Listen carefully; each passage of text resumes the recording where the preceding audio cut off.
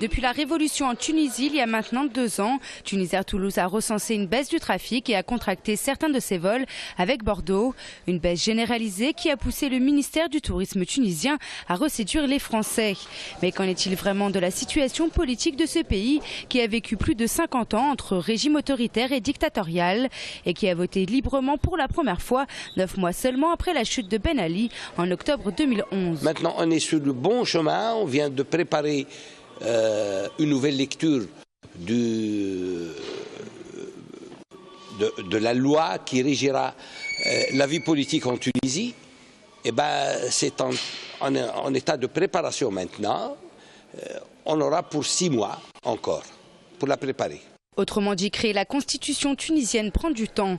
Avec 40% des voix, c'est le parti islamiste qui gouverne provisoirement ce pays. Mais dans quelques mois, de nouvelles élections seront mises en place, ce qui risque de créer encore de nombreux changements.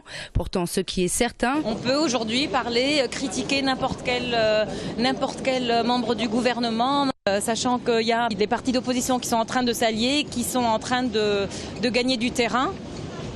Par rapport aux partis islamistes pour qu'il y ait une réelle démocratie. On se rend compte que vraiment il y a deux clans de population.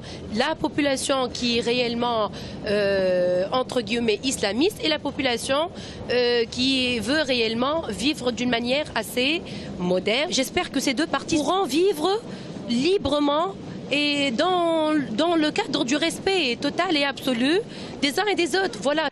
En effet, ça bouge, il y a des mouvements, c'est normal. C'est un pays qui est aussi tout neuf par rapport à la démocratie. Donc c'est aussi aux gens de faire leur évolution. Mais en tant que touriste ou personne résidente ici, on n'est pas du tout agressé, quoi. En 2012, une augmentation de 30% par rapport à 2011 des touristes français a été enregistrée aux arrivées des frontières tunisiennes. Un chiffre qui montre tout de même que la Tunisie est toujours appréciée par les Français. Un stand lui sera d'ailleurs consacré au Salon du tourisme dès vendredi au Parc des Expositions de Toulouse.